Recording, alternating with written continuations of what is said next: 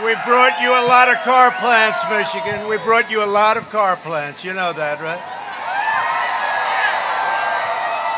Long time. It's been a long time since you had all these plants being built, but we brought you a lot over the last 3.5 years, and we're going to bring you a lot more. That's happening. Hello, Michigan, and I'm thrilled to be in Freeland with thousands of loyal, hard-working American patriots. 54 days from now, we're going to win Michigan, and we're going to win 4 more years in the White House.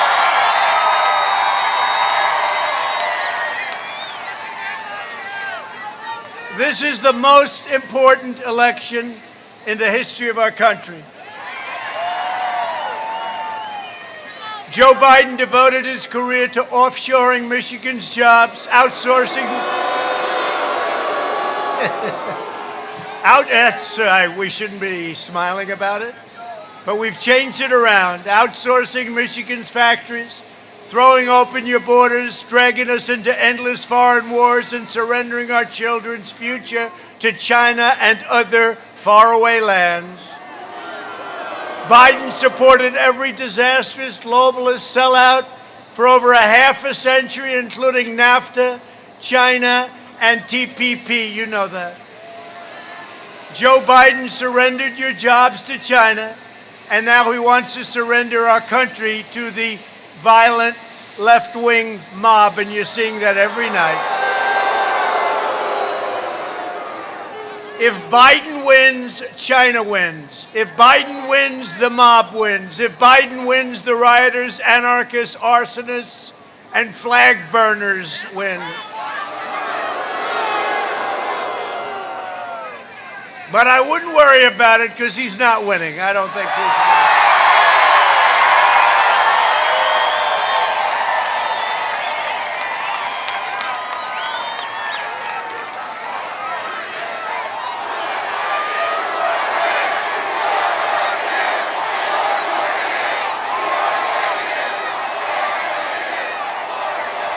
You know, this is not the crowd of a person who comes in second place. You do know that. The same thing happened 4 years ago. It was election eve, but by the time I got here, it was late. Some of you were in that audience at 1 o'clock in the morning, now election day. We had 32,000 people show up. And the reason I went is that I heard that crooked Hillary Clinton, Bill Clinton, and Barack Hussein Obama were traveling to Michigan because they heard they had problems. They were supposed to win Michigan, but they did such a lousy job that they had to come and get some votes, and they came, and I heard about it. They said, "Sir, could you do it?" And I hopped in the plane. We landed at 12 o'clock in the evening. I started speaking at 1 o'clock in the morning, now election day. 32,000 people. She had 500 people. I said, "Why are we going to lose Michigan?" And we didn't. And we didn't. First time in a long time. But now we're up in the polls. We just saw polls. We're up in Michigan. I don't know if that's good or bad. I don't know. I don't know if that's good or bad, because in all those polls where we were down last time, we won. So maybe we're better off being down a little bit. Hello, John James. I see you, handsome guy. John James, get out and vote for John. I'm going to introduce you in a second, John James. What a job you've done. You know, I have to tell you, I saw this group of people that were running, all nice people. 3 very rich people, and 1 guy that was John James. And I saw them all, right? I saw them all, and I said, wait, you know, with the wonderful invention of TiVo, one of the greats, you can play it back. I said, who was that? They said, I don't know, sir. I said, play it back. I said, that man is going to be a star. It was John James. And that was in the Republican primary. And after learning about him with his incredible career and helicopter and He's a great, and actually a great flyer, I heard the other day, a great one, a really good one, as opposed to those that aren't so good. But his incredible background and education at West Point and all of the things he did, I said, this guy, and I endorsed him, and he went like a rocket ship. And frankly, if he had a little more support, he would have won the last time. And this time, I hear you're even and maybe even ahead, and we're going to win for John James.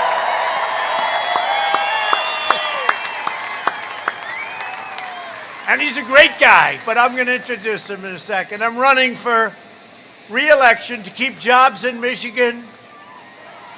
And we have got a lot of, last year before the China plague came in, we have the China plague. Thank you, China, very much. Should have never let that happen. They should have never, ever let it happen. They stopped it from going into China, but they didn't stop it from coming out here and coming into the U.S. and Europe and the rest of the world, 188 countries. But it is what it is, and we're not happy about it, and we're going to remember it. We're going to remember it. But we had in Michigan and in the country the greatest economy in the history of the world. There has never been an economy like that. And now we're building it again, and it's being built fast. And by the way, it's turning out to be, John, a super V. No more V. Now it's turning out to be a super V.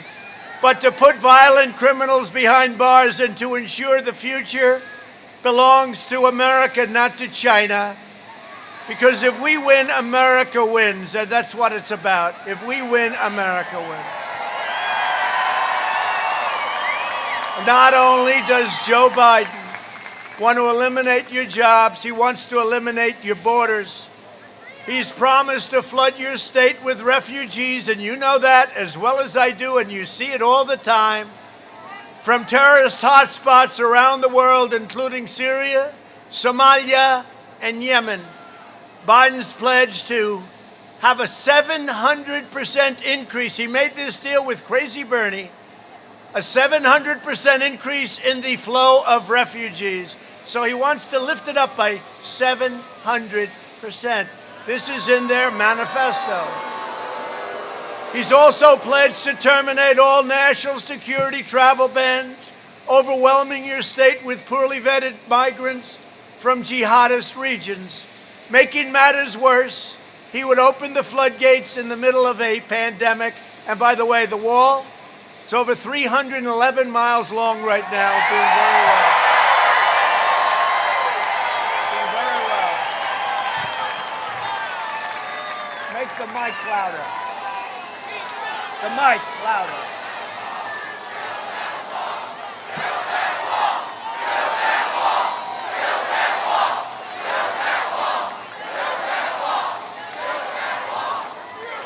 Biden is waging war against the American middle class. I think most of you are not middle class, you're upper class. You're the elite. You know the way they talk about the elite? The elite. They're really elite. I see them. They're not elite. You're the elite. You're the elite. The elite has decided, boy, have we hurt the elite, haven't we? You're the super elite. The left wants to get rid of me so they can come after you. It's very simple. Over the last 3.5 years, we've secured America's borders, blocked the entry of foreign terrorists, fixed our disastrous trade deals, and we have fixed our trade deals good. They are good. In fact, Biden was interviewed today on, there they are, CNN.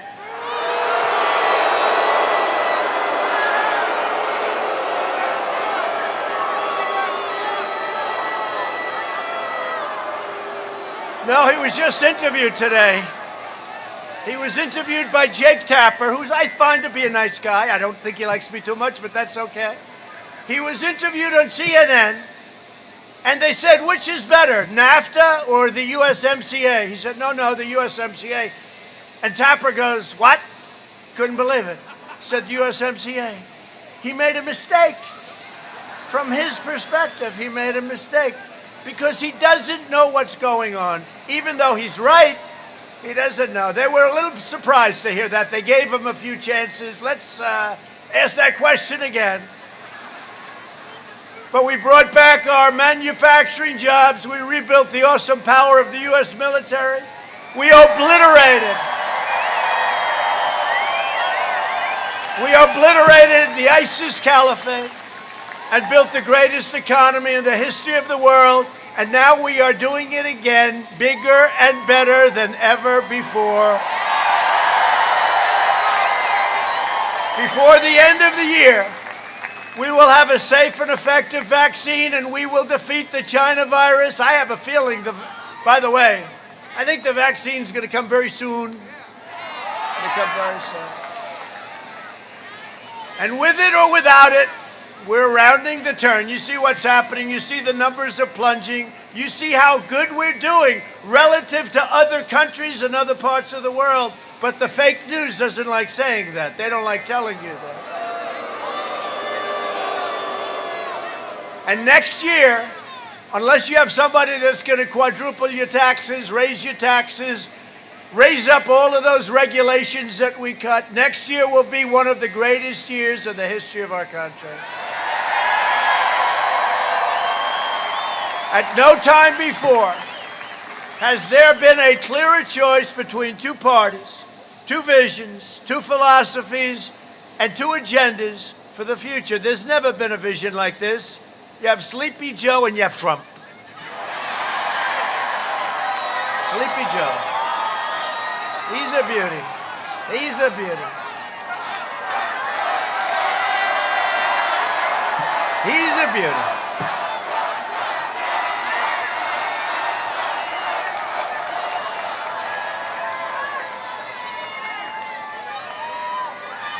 You know, I watched the Democrat debates, right? And I watched them up there, and he was so bad. I said, there's no way he makes it. It's sad, isn't it? The First Lady actually came in, and one time she watched, and she goes, and she's a nice person, and she meant this really, me, I view it differently. But she looked, and she watched the debate, and she watched Joe, and she said, darling, it's so sad. This was early on. And this is the guy I'm running against. It's so sad, darling. It's so sad. But we got him. Joe Biden has put forward the most extreme platform. And it's not him. He doesn't know what platform. He doesn't know. It's your radical left people. It's AOC +3. It's all these people. Bernie. It's Bernie. It's Kamala, the most liberal person in the U.S. Senate. Kamala.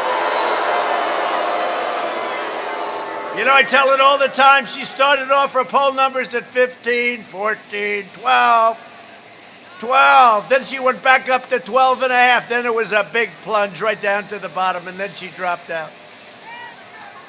She dropped out. But there's never been anything like this, and no major party has ever had a candidate that's so extreme in his views. And again, he took the manifesto drawn up by Bernie and the super libs, and that's what he's going by, including a massive increase in your taxes and a total assault on your Second Amendment. On November 3rd, Michigan, you better vote for me. I got you so many damn car plants.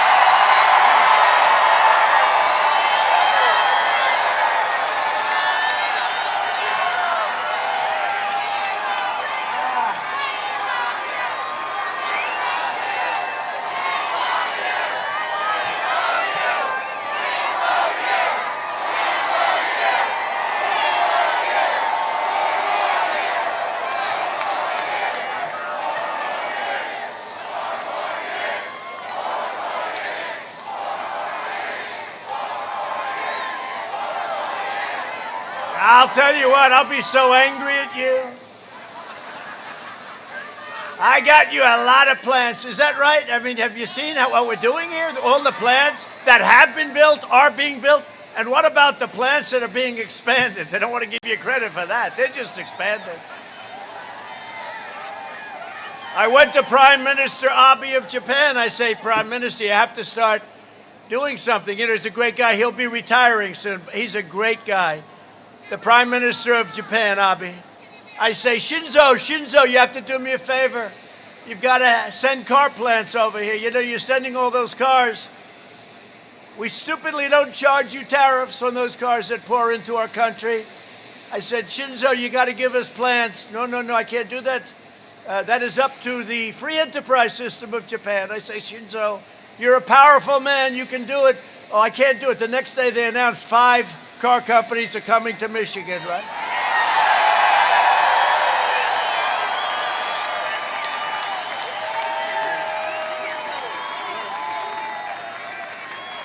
And you hadn't had a plant built. Now they've been building it for a number of years. But you hadn't had a plant built in like 42 years. You know, they were the old plants. And it's been amazing what's happened in Michigan. But honestly, it's been amazing what's happened in Ohio and North Carolina and South Carolina and Florida and New Hampshire and so many other places. Our country is doing great. We had to take a pause to get rid of the China virus. And we're coming around that turn. I'm telling you, you watch next year better than last year. It's going to be better than last year. Michigan will decide whether we will quickly return to record prosperity or whether we'll allow Sleepy Joe to impose $4 trillion in tax hikes, ban American energy, confiscate your guns, shut down the economy and tell your governor to open up your state.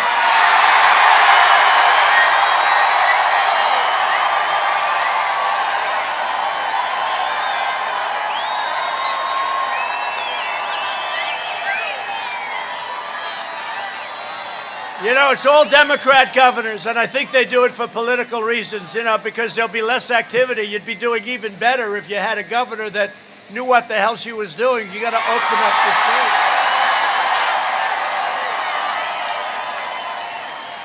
And also, you have to have a governor because, you know, right now Michigan's lagging.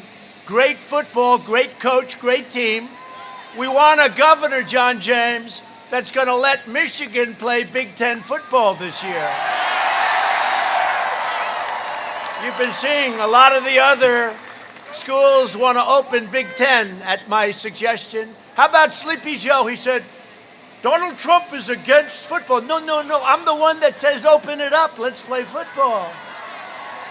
These people practice disinformation like nobody has ever practiced it. They're liars. I'll tell you, they lie. But we have a good chance. You have a very good commissioner, and the commission is working hard, and hopefully very soon they'll say you're going to play football. And I hope they're not leaving Michigan out because it's never the same if they do. But you have Maryland where they have a problem in terms of playing. And the governors have a lot of power over that. They have a lot of power, a lot of say. So let's play Big Ten football, right?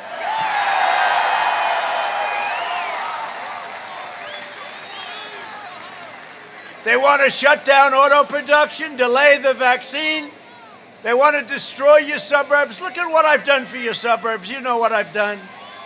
You know what I've done. Does anybody want to have somebody from Antifa as a member and as a resident of your suburb? I don't think so too much. Say, darling, who moved in next door? Oh, it's a resident of Antifa. No, thank you. Let's get out of here. Let's get the hell out of here, darling. Let's leave our suburbs. Oh, I wish Trump were president. He wouldn't have allowed that to happen. And that's exactly right. I won't allow it to happen. The suburbs are the American dream.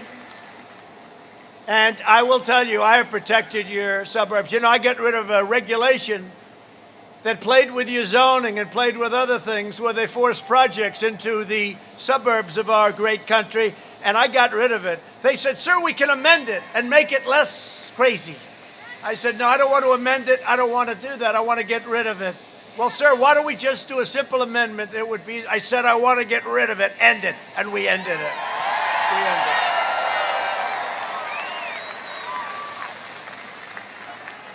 So I think the people living in the suburbs, which I know very well, I watched Westchester in New York where they were doing things that should never have been done. and it's not going to happen to our suburbs. They want to erase your borders and indoctrinate your children with poisonous anti-American lies in our schools. Not going to happen. Not going to happen. For the last 4 years, they've tried everything to stop us, and they are only getting more desperate by the day. Can you imagine if on September 3rd, they say, ladies and gentlemen, Donald Trump has been declared the winner. Donald Trump has been declared. At first, they'll go crazy, and then they'll say, okay, it's time now to be reasonable. They will have had it. They will have had it. You know, we were coming together as a nation. Very interesting. Before the plague came in from China, we were coming together. It was success. Somebody said, what's going to bring you together? And it was. We were coming together. I was starting to get calls from Democrats that, frankly, we didn't speak much. And I was starting to get calls. And then all of a sudden, we saw the plague pour in, and we saw what was happening, and it really stopped things. But success was getting very, very close to bringing us all together. And then we had to say, let's take a time out. We got to fix this mess. And we did, and now we're coming back strong. But success brings us together, and it was happening. And then we got that terrible situation happened, and we'll never forget it.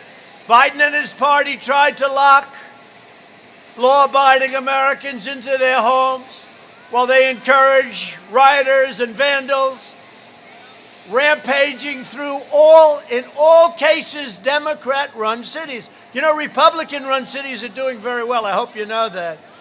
And I hope you know, like in Minneapolis, we were asked to come in. We went in. We took care of that problem in about, 30 minutes? Unfortunately, they let almost 2 weeks go by. And if you look at what we just did in Wisconsin, which was so amazing, 3 days, and we went in. And by the way, the U.S. Marshals went in to get the killer, and that was the end of that. They got the killer. They got the killer. You know what I'm talking about. And we were going to go into Seattle the next day. We're all set, all lined up, looking forward to it. We just said, we're doing it. I mean, they actually took over a part of the city, and the mayor said, this is going to be a summer of love, right? Where do these people come from? But we were all set to go in. They heard we were going in. We informed them we were going in, and they sent their police to do it, and we never even had to go in. But we can solve those problems in a matter of literally minutes. Thank you.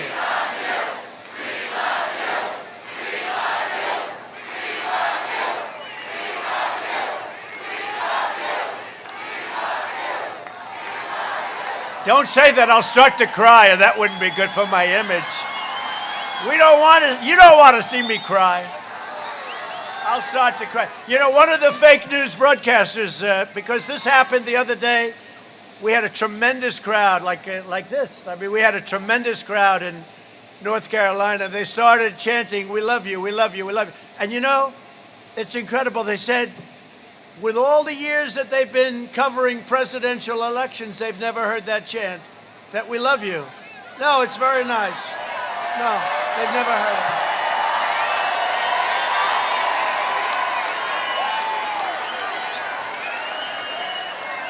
True. You know, now they'll say, he misrepresented.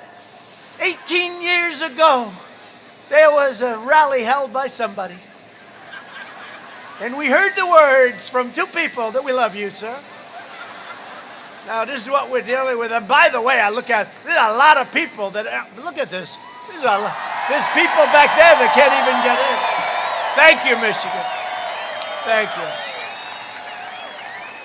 It's really nice to be with you. As president, I will always support the heroes of law enforcement.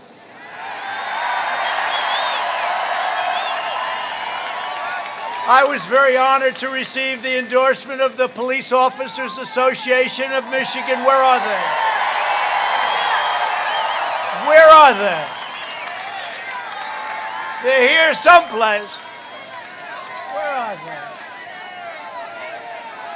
Thank you, fellas. That's really nice, I'll tell you. That's an honor. I have to be honest. I got it from Florida, Texas, Ohio, North Carolina, South Carolina. But Michigan is Michigan. Thank you. I don't think there's any law enforcement officer that is against us. What is our poll number? 99?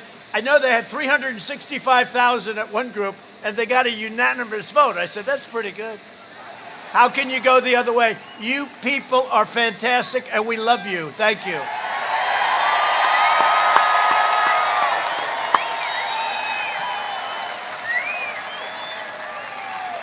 That's great. Thank you very much. Appreciate it. Biden says he wants to protect black lives, but his radical platform will cut short the lives of thousands of young African-American citizens. Thousands.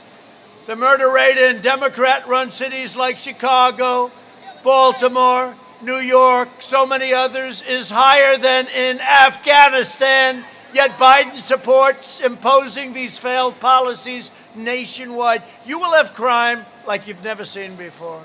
You'll have crime like you've never seen. Last week, Joe Biden proudly accepted the endorsement of the pro-criminal Portland district attorney, who has a policy of releasing rioters, criminals, and violent extremists without charge. Biden's plan, and every time I say Biden's plan, it's not his plan, it's the people that tell him what they're going to do, so please understand. I just don't want to say that every time I mention his name. So it should say, the people that control Biden's plan is to appease domestic terrorists. My plan is to arrest them, to lock them up.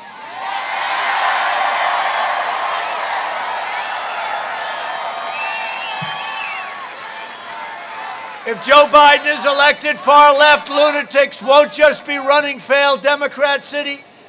They'll be running the Department of Justice, the Department of Homeland Security, and the United States Supreme Court, and we can't let that happen. No city, town, or suburb will be safe.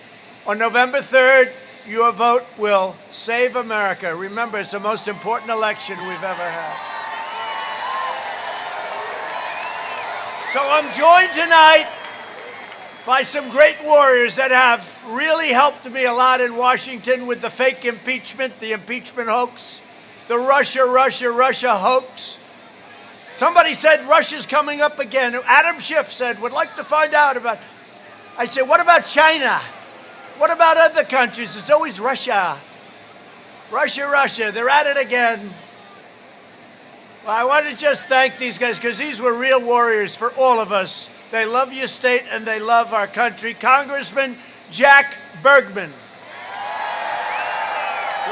Great job, Jack. John Moulinar. Thank you, John. Great going, John. He's a tough cookie.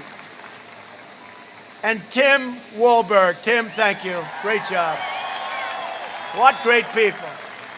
And I talked about him a little while before. I could talk about him all night. He's a star. He's going to be a future star.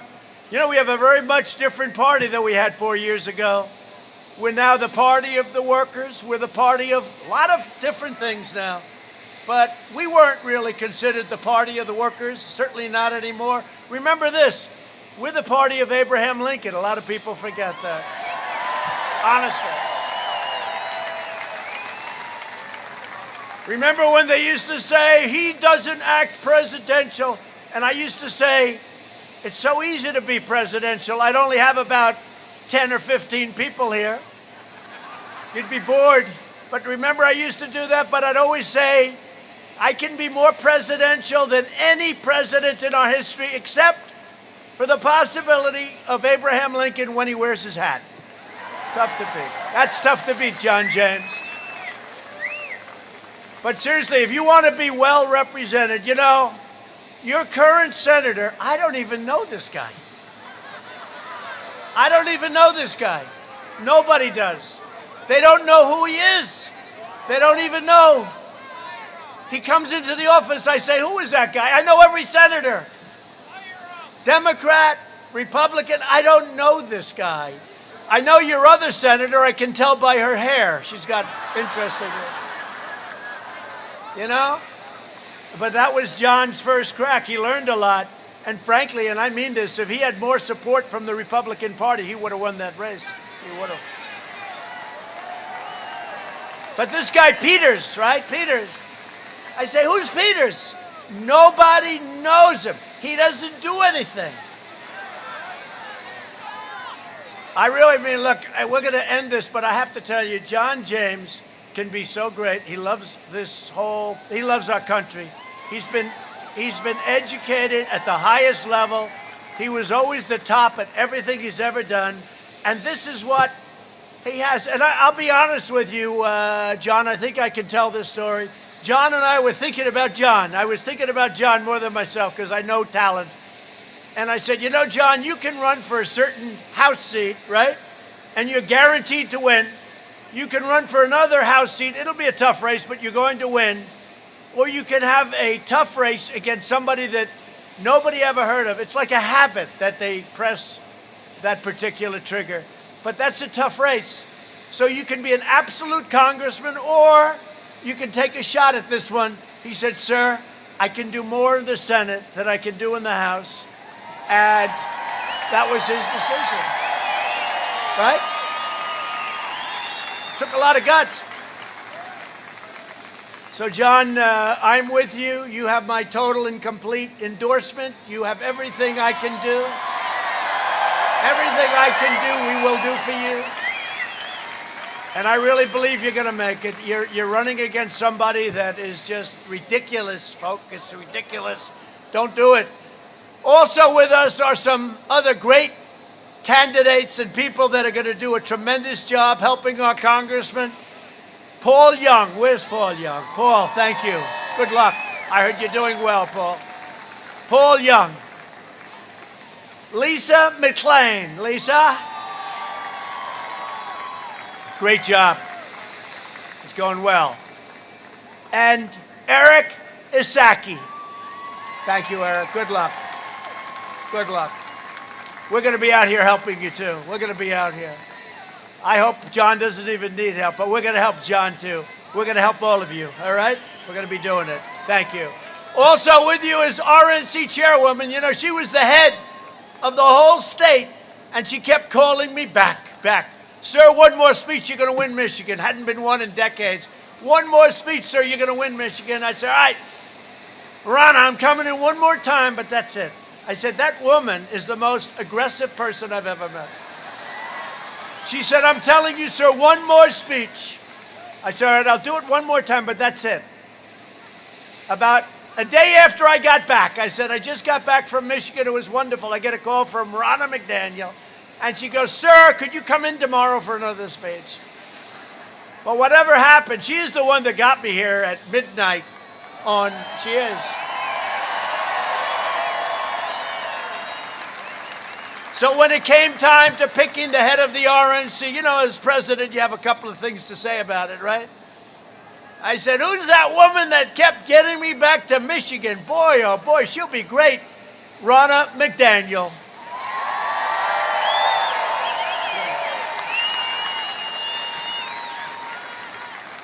And somebody's doing a fantastic job and tells us we're really pretty far ahead, maybe way ahead, you know.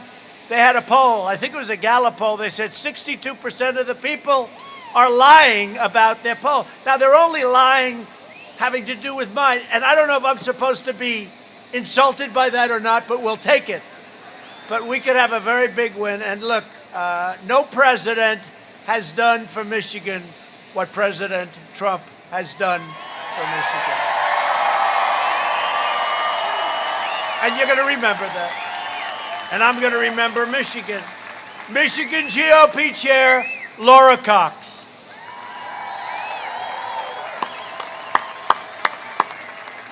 Great. Thank you. Great job. Great job. Thank you. Thank you very much. Thanks, Laura. We spent the last 4 years reversing the horrible damage Joe Biden inflicted over the last 47 years. 47 years of bad votes. After the last administration nearly killed the U.S. auto industry, I saved the U.S. auto industry. Joe Biden supported the disastrous Trans-Pacific Partnership, which would have been a death sentence for American auto jobs. I withdrew from the TPP my first week in office. That was so easy. That was so easy. You wouldn't have been making cars. You would have been buying cars from foreign lands. We have enough of that. Biden supported the horrendous South Korea deal that would have wiped out U.S. production of the pickup truck, which is a pickup truck is the most profitable thing the auto industry makes. You know why? We have something called the chicken tax. Does anyone know what I'm talking about? The chicken tax.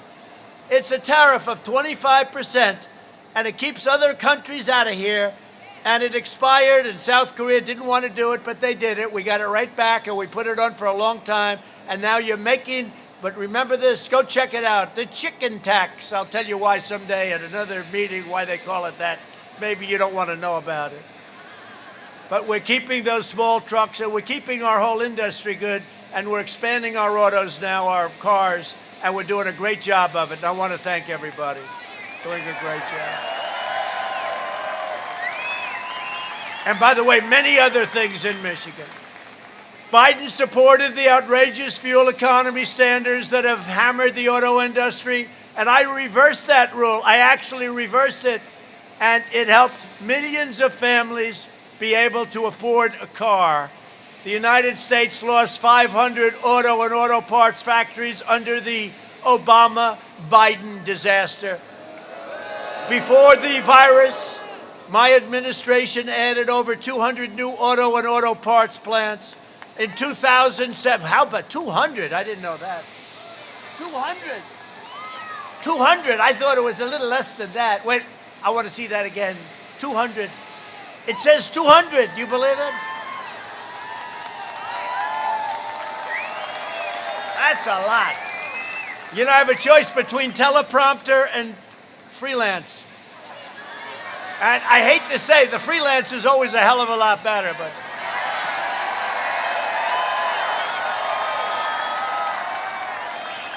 If you remember, and you remember well, I actually got elected because of freelance. We didn't have teleprompters.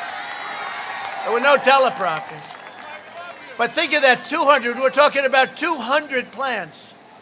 I thought it was a much lower number, and I thought you should put me in office based on a much lower number. At 200, you have no choice. Yesterday, Biden was in Michigan. He said, I better get out of the basement. This guy's starting to do very well. Lying about his lifetime of cold-hearted globalist betrayals. Biden championed NAFTA, perhaps the worst trade deal in the history of our country, and he continued to embrace and promote NAFTA for decades. And I told you, he just said, it was not as good as the deal I made. I can't believe, oh, they're giving him hell tonight. They're giving him hell. What did you say that for? Boy, oh boy, yeah. Hayden. Joe Hayden.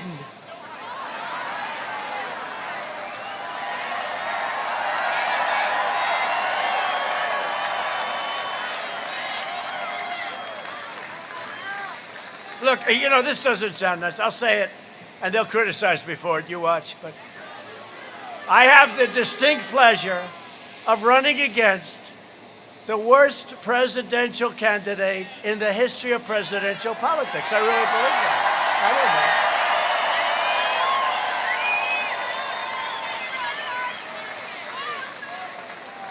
Can you imagine if I lost to him? I'd have to say I lost to the worst candidate ever put up. Don't do that to me, Michigan. Don't do that. Biden supported China's entry into the World Trade Organization, which, by the way, was a disaster.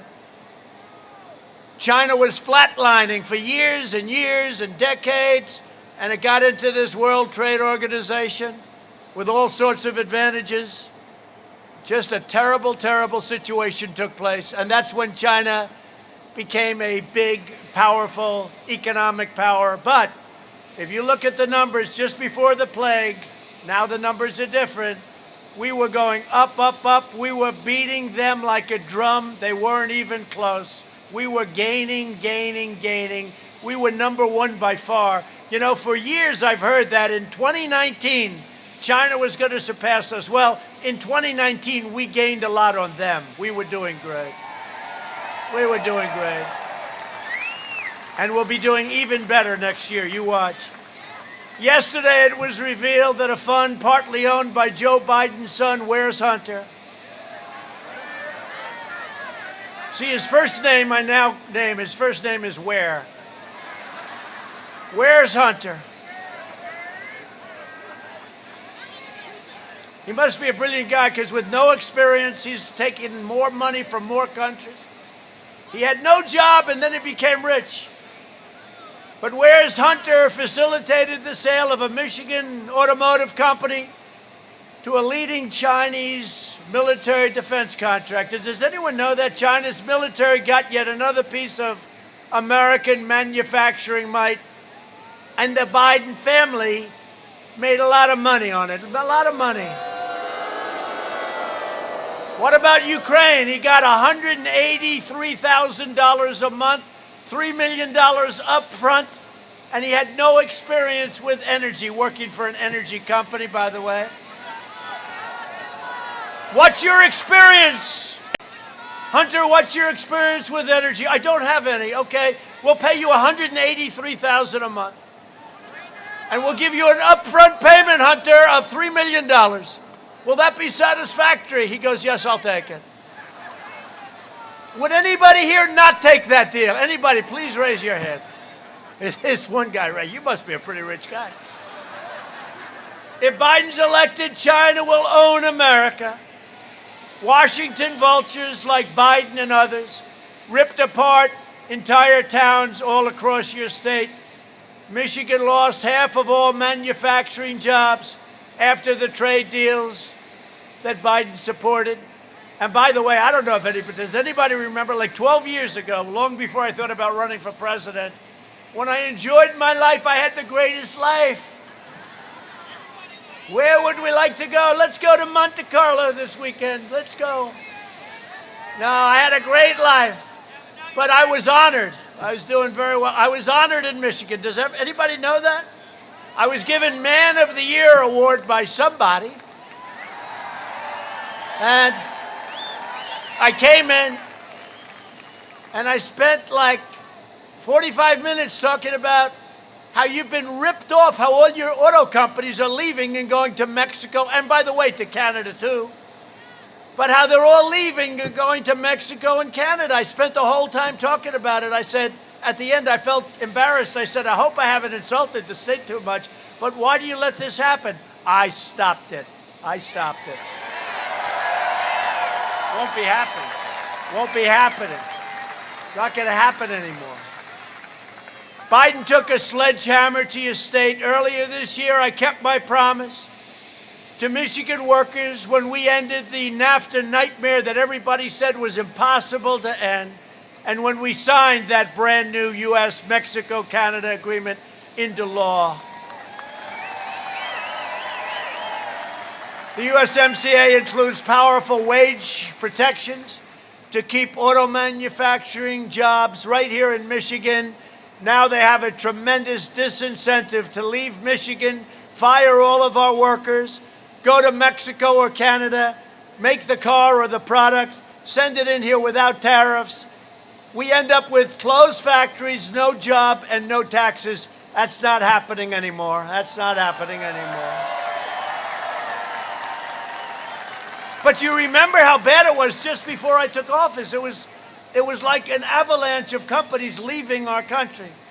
I also took the toughest ever action to stand up to China's rampant theft of Michigan jobs. Biden has vowed to remove these tariffs and allow China to resume its pillaging. Just so you know, China's paying us tens of billions of dollars a month. Before me, China never paid anything. They didn't pay us 10 cents. And you know what I did with some of that money? I gave it to our farmers. I don't know if we have a lot. Do we have farmers here? Do we have farmers? Raise your hand, farmers. It's not bad. No, I gave $28 billion to our farmers because they were targeted by China. They were targeted. They said, you know, and that's what they did to the past to other presidents.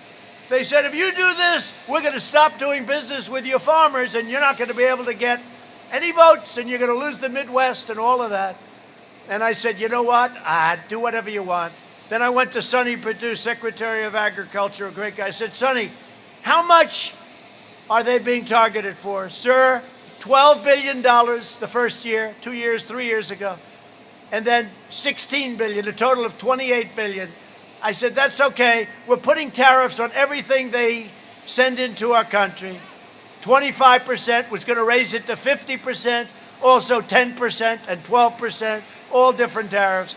We took in billions and billions, and I said, you know what we're going to do? We're going to take of that, the 12 and the 16, $28 billion, and we're going to give it to our farmers who were targeted, and our farmers are doing great. Right?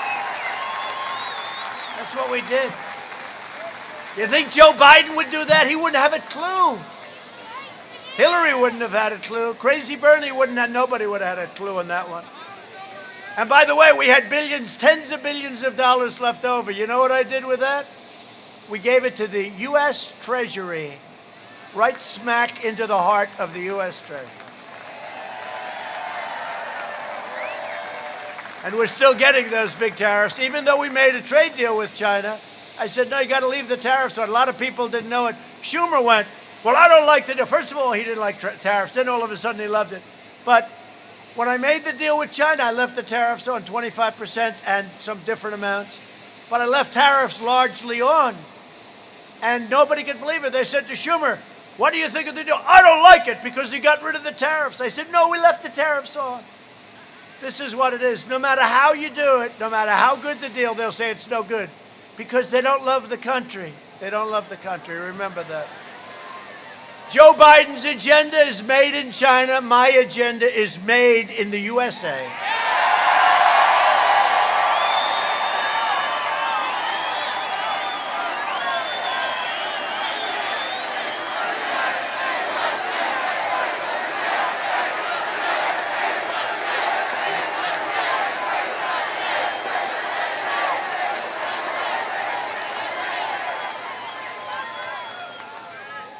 That's a nice plane.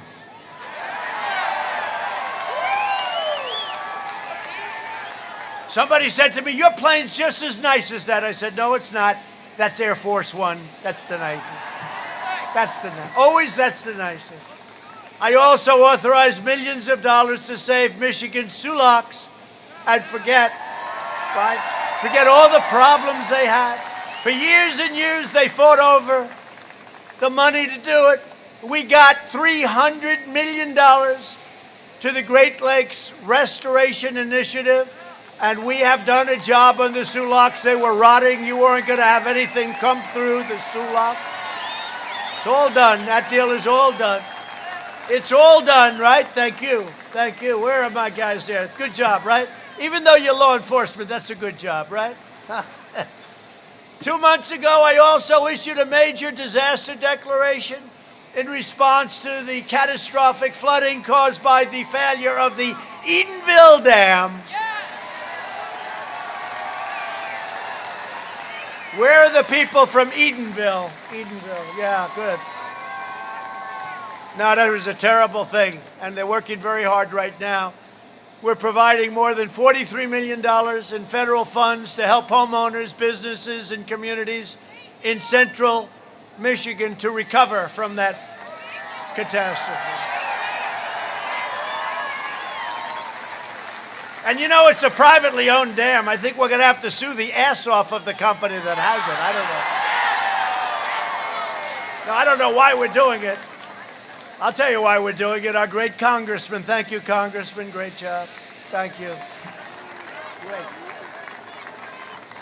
He called up. He said, sir, we have to do it. It's a private dam. I said, well, if it's a private dam, don't they have to do it? Say, it will never happen, right? But we'll end up getting some of that back, I think. Great, great representative you have. I want to tell you, he fought like hell. Thank you. Perhaps in no area Have our opponents more thoroughly betrayed working families of all backgrounds than on the subject of immigration? Under my administration, we've achieved the most secure border in American history.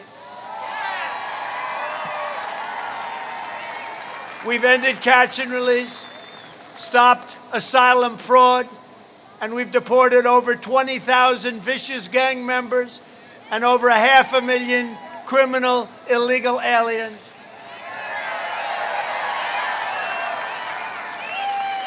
As I said, we've already built over 310 miles of border wall. It's all going to be finished very quickly. We're averaging about 10 brand new, beautiful miles every single week. It'll be finished very shortly. We've invested $2.5 trillion in the U.S. military, all made in the USA, by the way, all made in the USA. You know, with the fake news today, I said, and we have systems and missiles and rockets and military and tech. We have systems that you've never even seen before. President Xi has nothing like it.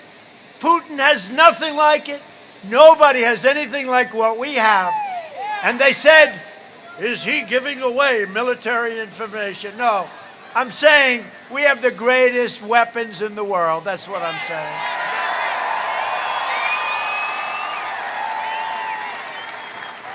They said he may be giving away classified information. You don't have to worry about it. These people are sick. Never speak well about our technology because you're giving away classified information. Now, I just want to let people know we have the greatest systems, the greatest equipment, and the greatest people anywhere in the world. There's nobody like the U.S. military. Most powerful. We have the most powerful military in the world. And when I took it over, it was depleted. It was in trouble. It was exhausted from these ridiculous, endless wars that last 19 and 20 years. And you know, those soldiers are starting to come home very big. You know that, right? They're all coming home. They're all coming home, and we launched the first new branch of the U.S. Armed Forces in nearly 75 years since the Air Force. We launched the Space Force. Very, very important. We passed the Mission Act. We call it VA Choice and VA Accountability. We hold people accountable if they don't treat our vets good. You're fired. Get out. You're fired. We did more in 47 months than Sleepy Joe Biden did in 47 years. That's true. We did more. That sort of has a nice ring to it, right? Think of it. We did more, and it's true. Just take a look. Space Force by itself, that would be a major achievement. And with us, we did so many things. But we did more in 47 months than he did in 47 years. It's true. It's true. And a lot of what I did is destroy some of the horrible things that they did, including regulations all over the place. I withdrew from the last administration's disastrous Iran nuclear deal. We paid $150 billion, $1.8 billion in cash. We ought to speak to law enforcement about that. How do we send $1.8 billion in cash? In cash! You guys ought to take a look at that, please. I kept my promise, recognized the true capital of Israel, and opened the American embassy in Jerusalem.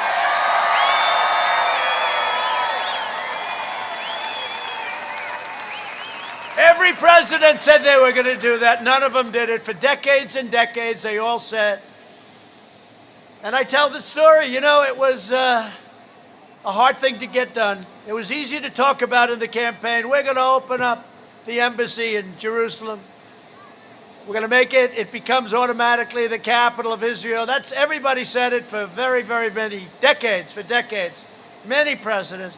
But I realize now why it wasn't their fault, because as soon as I got in, I was lobbied by everybody. Please don't do it. Don't do it. Don't make the capital of Israel, Jerusalem. Don't move your embassy. Okay, so it went on and on. And then I said, let's do it anyway.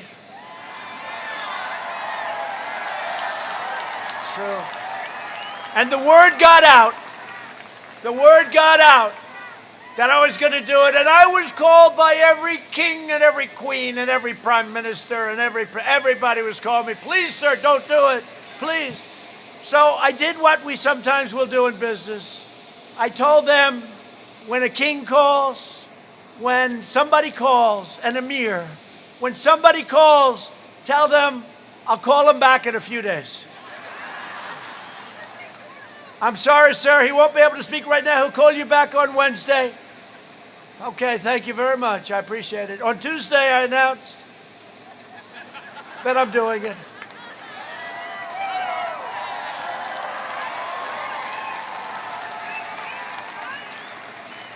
And then I got on the phone with 18 different companies. I go, hey, how you doing? You called? I'm just returning your call. Oh, it's too late, sir. We called about Israel. It's too late. I said, yeah, I'm sorry. I wish you got to me a little bit sooner. I recognized Israeli sovereignty over the Golan Heights, and we achieved the first breakthrough in Middle East peace in decades.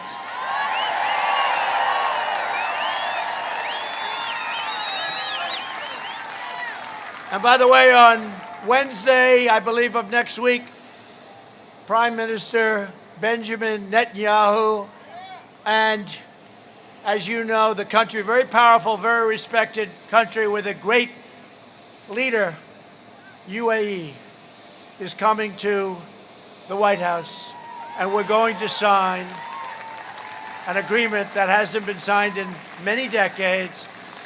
It's peace and it's recognition of Israel and all of the things nobody thought it could be done. And you know, it's an amazing thing. I don't say this out of ego, but I was nominated for the Nobel Peace Prize.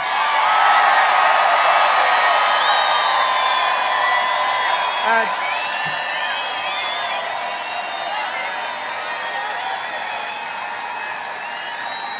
now, I have to tell you, that's sort of a big thing.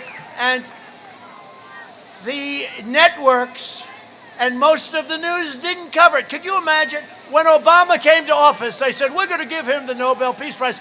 He actually said, what did I do? I didn't do anything. He didn't do anything for 8 years, frankly.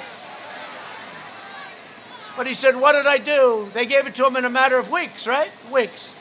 And with us, we've done so much. We have done so much on so many different fronts. Remember North Korea? Remember they were going to be at war with North Korea? Where's the war? Where's the war? Where's the war?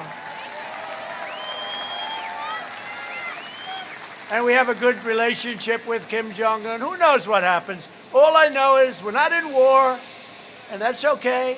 They said, but he gave away so much. I said, I gave away nothing.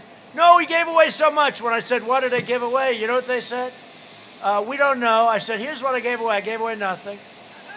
They said, oh, but you agreed to meet. Oh, I see, I agreed to meet. So now they're saying, I agreed to meet. It was such a big deal. Instead of being in a war, I think agreeing to meet is okay, right? And we did. He's a different kind of a guy, and he's a smart guy, very smart guy. We get along. You know, getting along with foreign powers is not a bad thing. We're trying to teach that to the media and these idiots that ran our government for so many years. These fools. These fools. You know, you got nuclear weapons, you got big armies, big navies. He gets along with Putin. That's a terrible thing. No, it's a good thing. If I get along, that's good. He likes me. I like him. Not so bad. He gets along with Kim Jong-un. That's a terrible thing. No, it's a good thing. I'm trying to convince him. It's okay. It's okay not to go to war. It's really okay.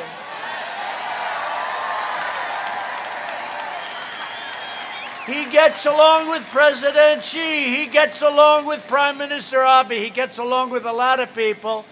And it's okay. That's a good thing. It's really hard. These stupid people that have been running this operation for 30, 40 years, and they come out against me.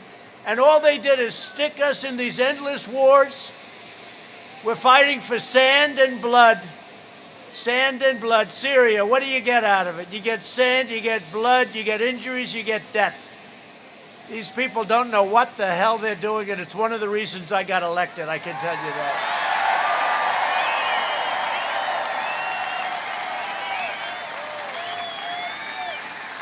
We don't like his foreign policy. And this is said by one of the guys that got us into the war in Iraq, got us into the Middle East. So we're doing a great job. We're doing a great job for you. We're doing a great job for Michigan. Just to finish in the Middle East, we killed the founder and leader of ISIS, al-Baghdadi. And by the way, we're pulling back and we're doing everything so beautifully. If we do get into war, we win the war. We don't fight for nothing. We fought for nothing. We don't ever want to have war, but if there is a war, nobody's going to even come close to being able to beat us. And we won't be depleted from fighting in all these ridiculous locations all over the globe. You people know that a lot better than the idiots in Washington that have represented us for 35 years. We took out the world's #1 terrorist and the mass murderer of American troops. Qasem Soleimani is dead. We kept America out of new wars, and we're bringing our troops back home, and they're coming home very rapidly. You see that? Sleepy Joe Biden voted for the Iraq war. He supported the defense sequester that gutted our military, destroyed our military, set us back so many years. I got rid of it immediately. He opposed the mission to take out Osama bin Laden. He was against it. Everything he did, he was wrong on, as said by Gates, you know, Secretary of Defense, Secretary of everything. He was sort of like, he had more jobs than any human being I've ever seen. But he said everything that Biden was for was wrong. He opposed killing Soleimani. He oversaw the rise of ISIS. He was unable to do anything with ISIS. You know, I had the leader of a very important country in my office recently, and he said, and I'll probably refer to the press, they'll say, who is it? He said, thank you, sir. You were the one that got rid of ISIS. I said, I was the one? You're actually giving me credit? He said, absolutely. When you took over, ISIS in Iraq and ISIS in Syria was all over. It was growing at a level like we've never seen. You came in and you absolutely wiped it out. Happens to be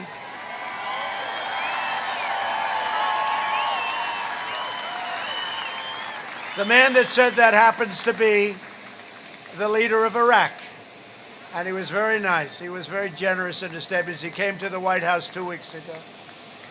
And we cheered as we looked at all of the success that we've had. But he really oversaw the rise of China as a positive development. Remember, he said, no, it's a positive development for America and for the world. He's been in Washington for 47 years. Now he's all of a sudden going to change. He's going to change. He's not going to change. Don't forget, he was in Washington in his prime time, which was never considered great. And now it's no longer prime time. When I banned travel from China, Biden called it hysterical and xenophobic. If we had listened to Joe, hundreds of thousands more Americans would have died from the China plague. Biden was willing to sacrifice American lives on the altar of open borders. And now Joe Biden is once again hurting innocent people with his dangerous anti-vaccine conspiracy theories, putting millions of lives around the world at risk. And the only reason he's doing that is he knows we're right next to having a vaccine. So he wants to belittle the vaccine because he doesn't want us to get credit. But again, it's not him, it's the people surrounding him. When the virus arrived, we launched the largest national mobilization since World War II. Recently, I visited the workers at Ford's historic Ravensville plant who converted their factory to produce tens of thousands of ventilators after we invoked the Defense Production Act. And they've done a fantastic job. Not a single American who has needed a ventilator has been denied a ventilator any time in our whole country. They needed a ventilator, and we had nothing. We were left bare cupboards. I always say the cupboards were bare.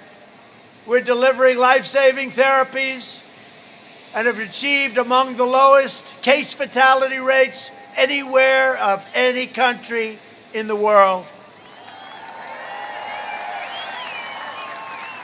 Europe's excess mortality rate is 24% higher than the rate in the United States. You don't hear that from the fake news. America will prevail over the China virus. As Franklin Delano Roosevelt said, the only thing we have to fear is fear itself. That's it. We're doing very well. As the British government advised the British people in the face of World War II, keep calm and carry on. That's what I did. This whack job that wrote the book, he said, well, Trump knew a little bit.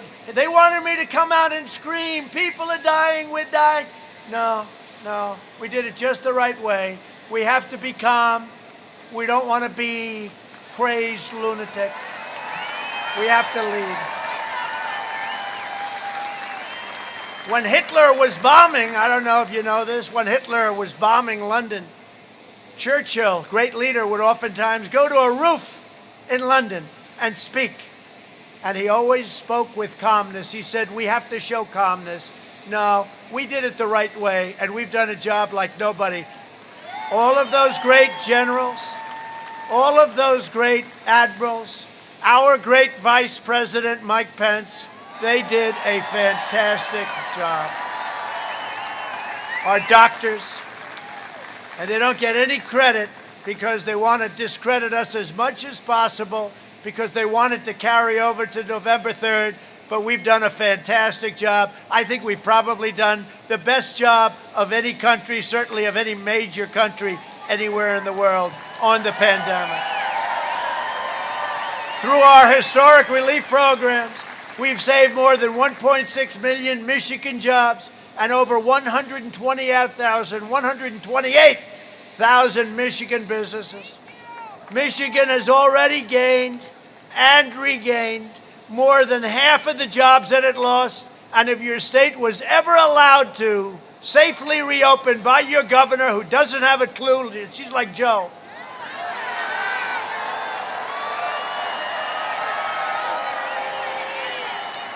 you would have regained far more than that. Open up your state, Madam Governor. Open up your state instead.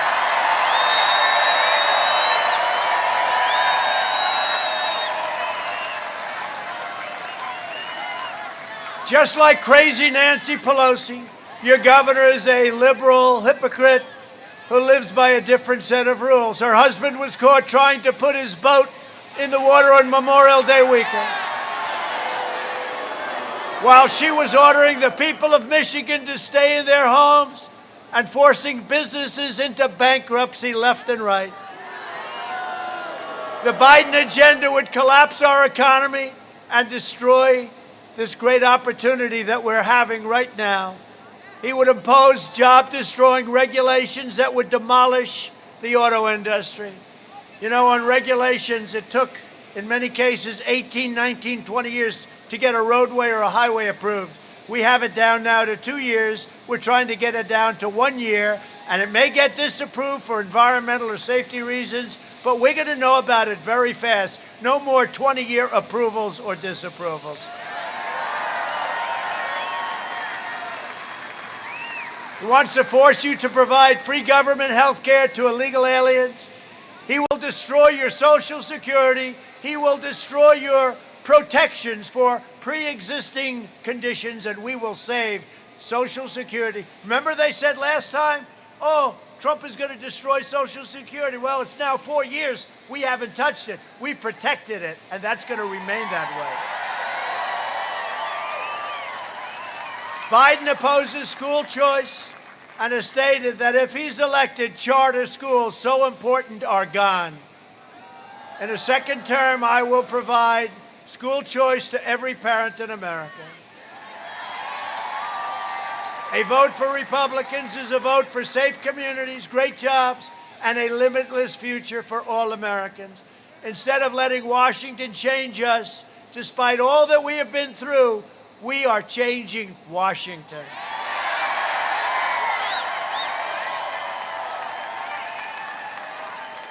And in conclusion, although I really do, I hate to conclude. I hate to conclude because I love being with you. I do. I do.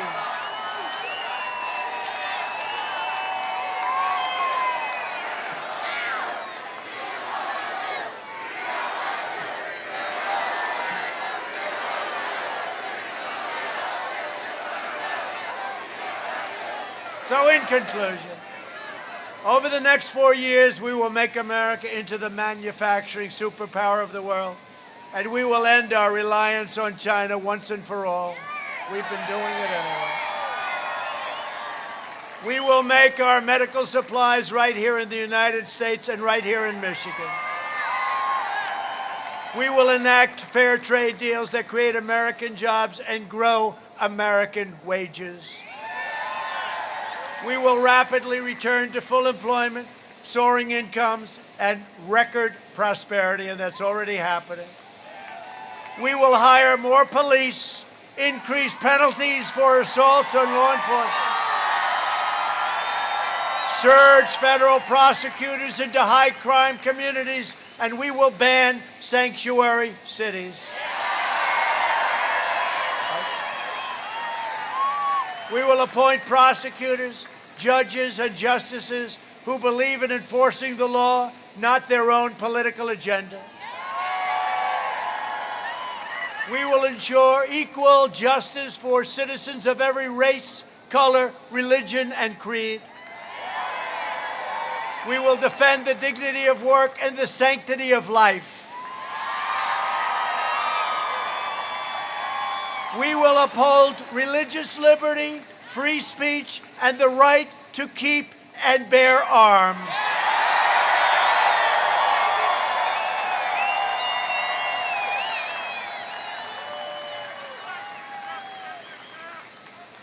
And you're lucky I'm here because your Second Amendment would be gone if I wasn't. And they didn't touch it. We will strike down terrorists who threaten our citizens, and we will keep them out of these horrible, horrible situations where they hurt our country, they hurt the people of our country, and we're also going to be staying out of the endless, ridiculous foreign wars in countries that you've never even heard of. We will build the most powerful missile and cyber defense. We've already got it, pretty much.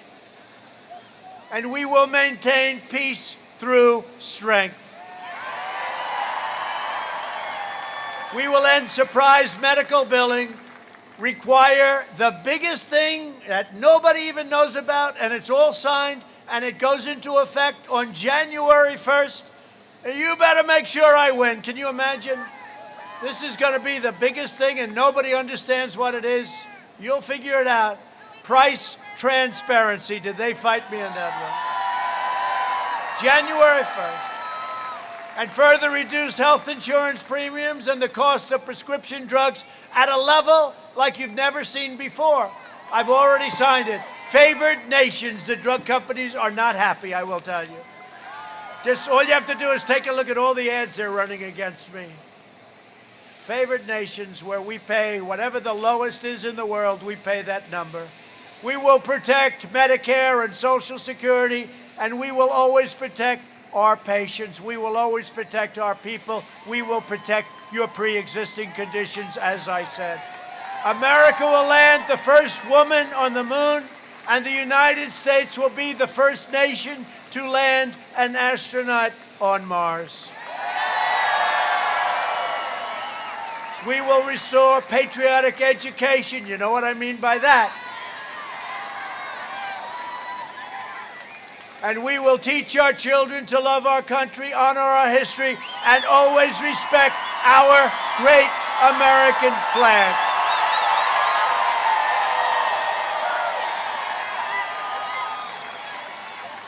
And we will live by the timeless words of our national motto, "In God we trust."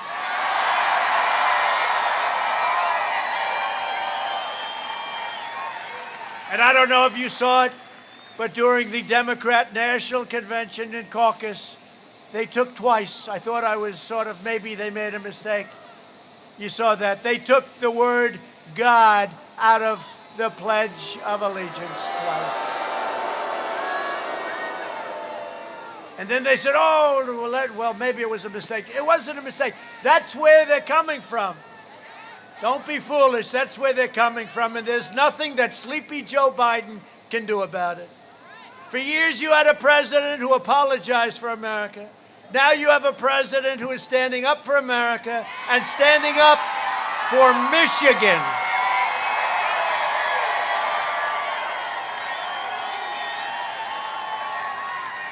So get your friends, get your family, get your neighbors and your coworkers, and get out and vote. So important.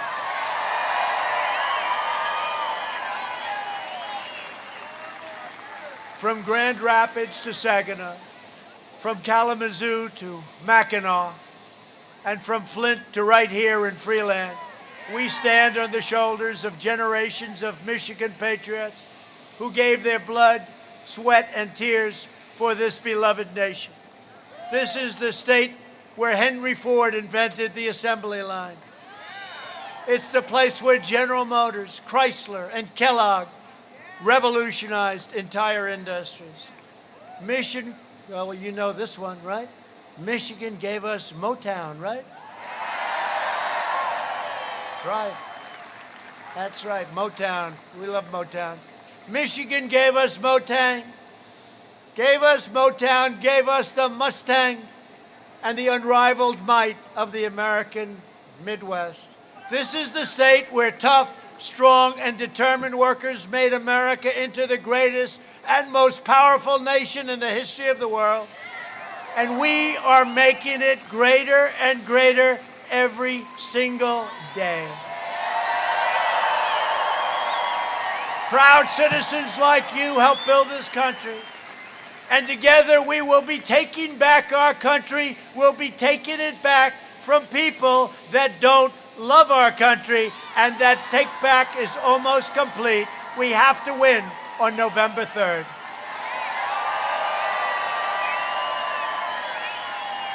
We're returning power to you, the American people.